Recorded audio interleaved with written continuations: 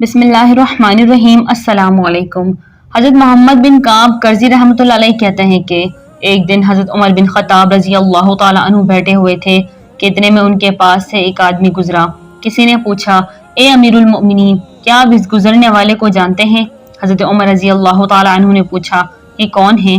لوگوں نے کہا، سواد بن قارب رضی اللہ تعالیٰ عنہ ہیں، جنہیں ان کے پاس آنے والے جن نے حضور کے ظاہر ہونے کی خبر دی تھی۔ چنانچہ حضرت عمر نے پیغام دے کر انہیں بلوایا اور فرمایا، کیا آپ وہی سواد بن قارب ہیں؟ انہوں نے کہا، جی ہاں۔ حضرت عمر نے فرمایا، کیا تم زمانہ جاہلیت میں کہانت کا کام کرتے تھے؟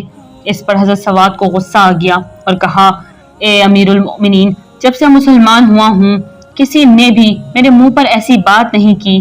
حضرت عمر نے فرمایا، سبحان اللہ، ہم تو جاہلیت میں شرک پر تھے اور یہ شرک تمہاری کہانت سے زیادہ برا تھا۔ تمہارے تابع جن نے حضور صلی اللہ علیہ وسلم کے ظاہر ہونے کی جو خبر دی تھی وہ مجھے بتاؤ۔ انہوں نے کہا، اے امیر المؤمنین، جی ہاں، ایک رات میں لیٹا ہوا تھا، بیداری اور نیند کے درمیان حالت میں تھا، میرا جن میرے پاس آیا اور مجھے پاؤں مار مار کر کہا، اے سواد بن قارب، اٹھ اور میری بات سن۔ اگر تیرے اندر عقل ہے تو سمجھ لے کہ قریش کی شاخ لوئی بن غالب میں ایک رسول مبعوث ہوا ہے جو اللہ کی راہ اس کی عبادت کی دعوت دیتا ہے۔ اور یہ شعر پڑھنے لگا، مجھے اس بات پر تعجب ہے کہ جنات حق کو تلاش کر رہا ہے اور سفید اونٹوں پر کجاوے باندھ باندھ کر ہر طرف کا سفر کر رہا ہے۔ یہ سب ہدایت حاصل کرنا چاہتے ہیں، اس لیے مکہ جا رہے ہیں۔ سچا جن اور جھوٹا جن دونوں ایک جیسے نہیں ہو سکتے، لہٰذا تم سفر کر کے اس ہستی کے پاس جاؤ جو بنی ہاشم میں چیدہ اور عمدہ اور ہدایت میں پہل کرنے والا، دیر کرنے والے کی تنہائی نہیں ہوگا بلکہ اس سے افضل ہوگا۔ ابتدائی رات کے کچھ حصے گزر جانے اور میرے کچھ سو لینے کے بعد مجھ سے سرگوشی کرنے والا جن میرے پاس 3 رات آتا رہا، اور جہاں تک میں نے اسے آزمایا وہ جھوٹا نہیں تھا۔ ہر رات مجھ سے یہی کہتا رہا کہ تمہارے پاس ایک رسول آیا ہے جو قبیلہ لوئی بن غالب میں سے ہے۔ اس پر میں نے سفر کے لیے اپنی لنگی چڑھا لی اور میں نے سفر شروع کر دیا، اور تیز رفتار بڑے رخساروں والی اونٹنی مجھے لے کر ہموار اور وسیع غبار آلود میدان میں چلتی رہی۔ میں گواہی دیتا ہوں کہ اللہ کے سوا کوئی چیز عبادت کے لائق نہیں، اور آپ غیب کی ہر بات میں قابل اعتماد ہیں اور ایک قابل احترام اور پاکیزہ لوگوں کے بیٹے۔ آپ اللہ تک پہنچنے کے لیے تمام رسولوں میں سب سے زیادہ قریبی وسیلہ ہیں۔ اے روئے زمین پر چلنے والوں میں سے اچھے، آپ ہمیں ان تمام اعمال کا حکم دیں جو آپ کے پاس اللہ کی طرف سے آ رہا ہے۔ ہم ان اعمال کو ضرور کریں گے، چاہے ان اعمال کی محنت میں ہمارے بال سفید ہو جائیں، اور آپ میرے اس دن سفارشی بن جائیں جس دن آپ کے اور کوئی سفارشی سواد بن قارب کی کسی کام نہیں آ سکتا۔ میرے اشعار سن کر حضور صلی اللہ علیہ وسلم اور تمام صحابہ بہت زیادہ خوش بختی، ان سب کے چہروں میں خوش نمائی نظر آنے لگی۔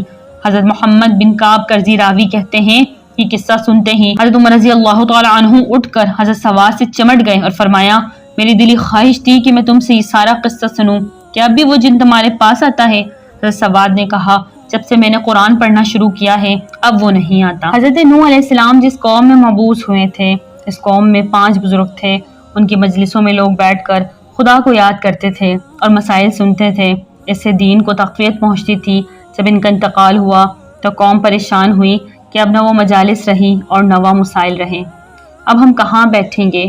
اس وقت شیطان نے ان کے دل میں یہ پھونک ماری کہ ان بزرگوں کی تصویریں بنا کر اپنے پاس رکھ لو، جب ان تصویروں کو دیکھو گے تو ان کا زمانہ یاد آئے گا اور وہی کیفیت پیدا ہو جائے گی۔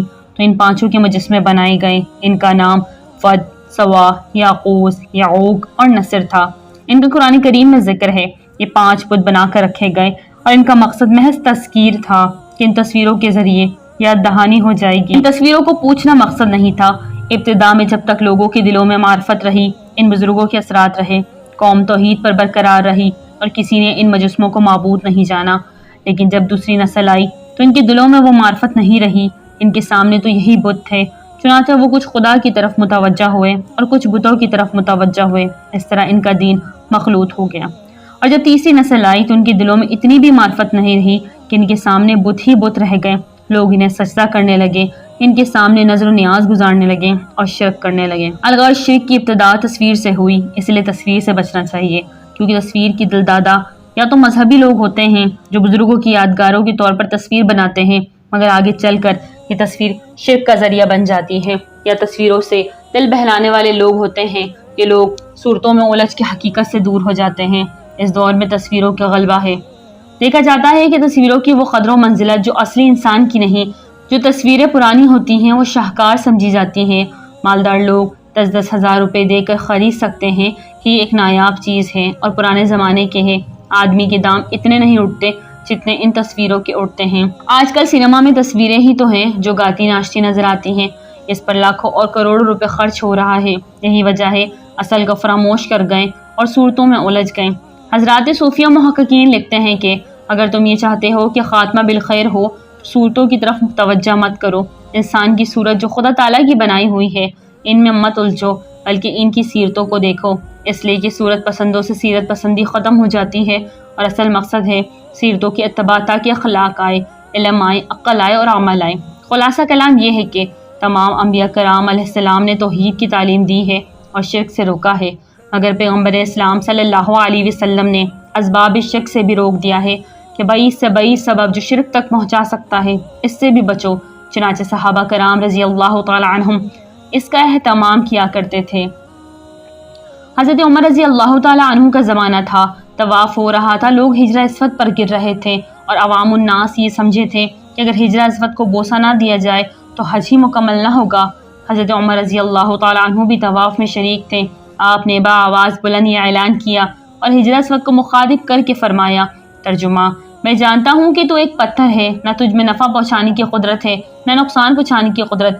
اگر میں حضور صلی اللہ علیہ وسلم کو تجھے بوسے دیتے ہوئے نہ دیکھتا تو تجھے کبھی بوسہ نہ دیتا۔ مطلب یہ ہے کہ تیری تقبیل سنت کی وجہ سے ہے، اس وجہ سے نہیں کہ تجھ میں نفع اور ضرر پہنچانے کی طاقت ہے۔ اس قول سے شرک کا مادہ ختم کرنا مقصود تھا۔ سبحان اللہ۔ ناظرین، ویڈیو اچھی لگی تو لائک کریں، چینل کو سبسکرائب کریں اور دعا میں یاد رکھیں۔ السلام علیکم۔